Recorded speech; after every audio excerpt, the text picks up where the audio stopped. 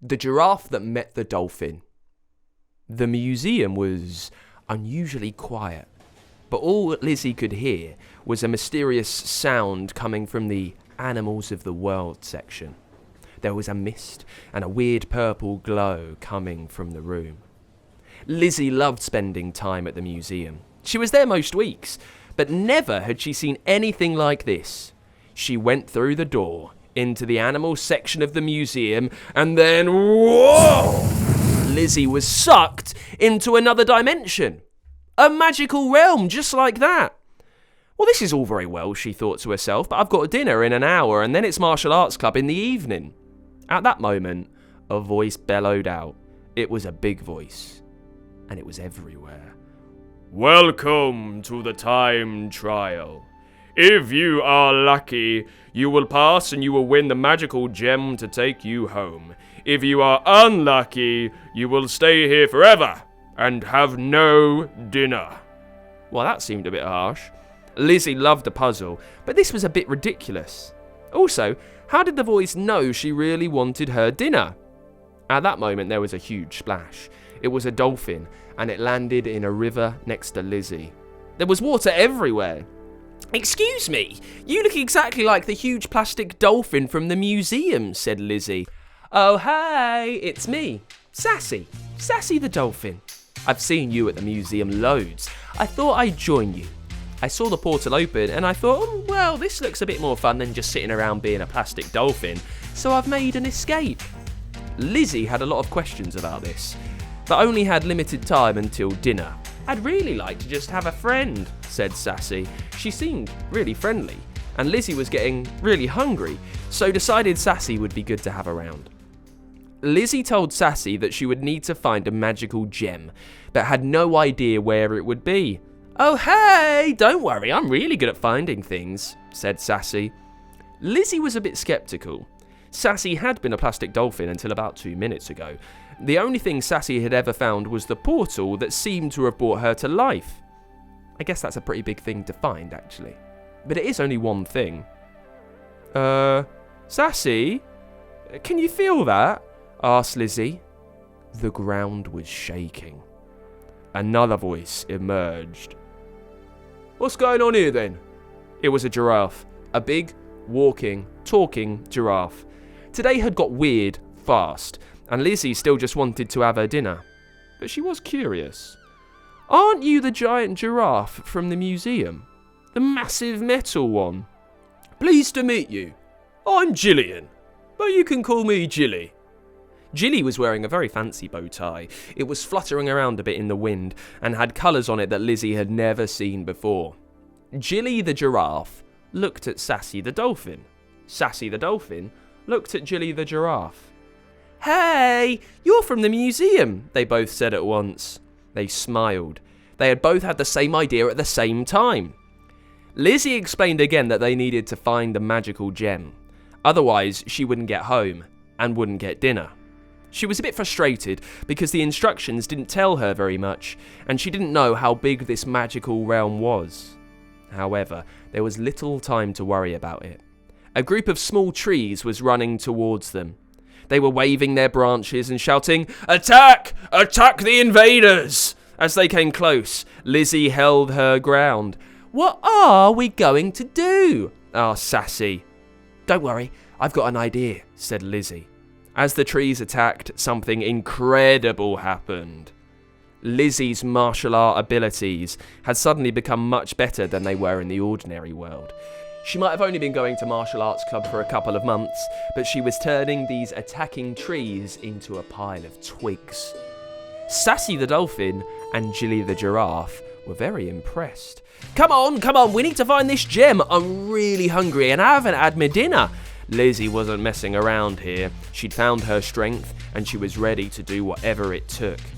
Lizzie travelled with Sassy and Jilly until they reached a blue door, guarded by a mischievous monkey.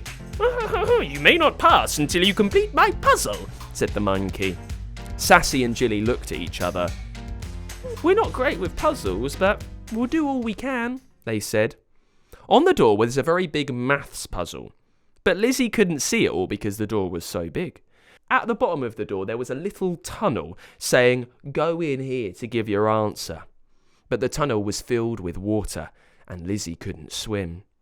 "Oh, it's impossible," cried Lizzie. "No, it's not," said Jilly the giraffe. "I can read you the top bit of the maths puzzle and you can work it out." And with that, Lizzie started reading lots of numbers out. And Lizzie tried hard to work out the huge maths puzzle. She added some numbers, multiplied, carried things over, a little bit of long division in there too. "The answer is 2. The final answer is 2. Lizzie was delighted for a moment and then realised she couldn't swim.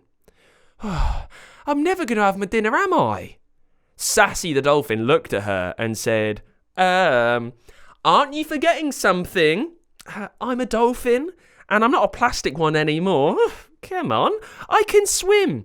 I'll swim into the tunnel and give your answer, and then the door will open." Sassy took the answer, went into the tunnel, and came back out again. The monkey who was guarding the door looked very angry, but he reached into his pocket and handed Lizzie a magical purple gemstone. The monkey then had no choice but to let them all through the door, except Sassy and Jilly had other ideas. "You go home, Lizzie," said Sassy, "but we're staying here." Lizzie was a bit upset. These were her new friends, and they were a lot more exciting than her other friends, mainly because they were a giraffe and a dolphin. "But you need to get home to the museum so I can see you every day." Sassy and Jilly explained that actually they'd rather be in the magical realm where they could have adventures than be sitting still and not moving in a museum. Lizzie understood, but was sad not to see them. "You go home, Lizzie. We've left the museum behind. We'll be okay. It's time for you to have your dinner." So, waving them goodbye, Lizzie went through the magical door and back to the world she knew. As she stepped back into the museum, she heard a booming voice. For a second, she thought it was the same voice that had set her the challenge to find the gem. But it wasn't. It was the museum curator, and he looked annoyed. "Lizzie, it really is closing time." "Sorry, Mr. Benton. I was just about to go home for dinner," said Lizzie. "Before you do, I need to ask you, have you seen anything strange?" Well, everything Lizzie had seen was strange, but she had no idea how to explain it. "We've lost 2 of our exhibits. The giant dolphin and the giant giraffe are missing. Have you seen anything?" Lizzie absolutely had seen something, but she couldn't explain what. "Well, Mr. Benton, I don't have enough room in my pockets for them, so I'm afraid I don't have them." As Lizzie left the museum, the door closing behind her, she reached into her pocket and pulled out the gemstone, looked at it, and wondered what adventures Sassy and Jilly were getting up to. She figured it would be something exciting, but her thoughts soon moved on, because she was hungry, and it was nearly dinner time. Thank you very much to Veronica for coming up with the character of Lizzie. Veronica, thank you for making the hero of our story.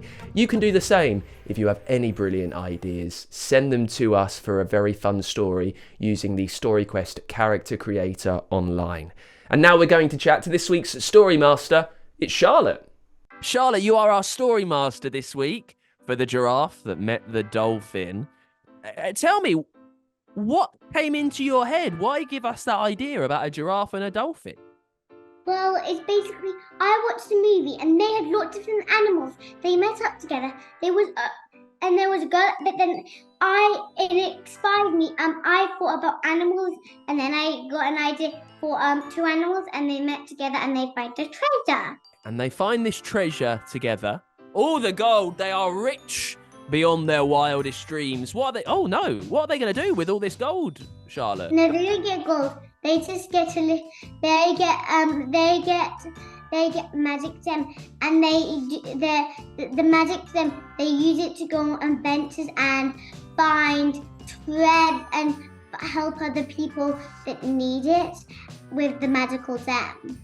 Charlotte, thank you so much for being our story master this week. I hope you enjoyed it. I've had a brilliant time. Got an idea for a story? Tell us the title at funkidslive.com/storyquest, and we could bring your story to life. For a new story each week, make sure you hit subscribe or follow so you don't miss a single episode.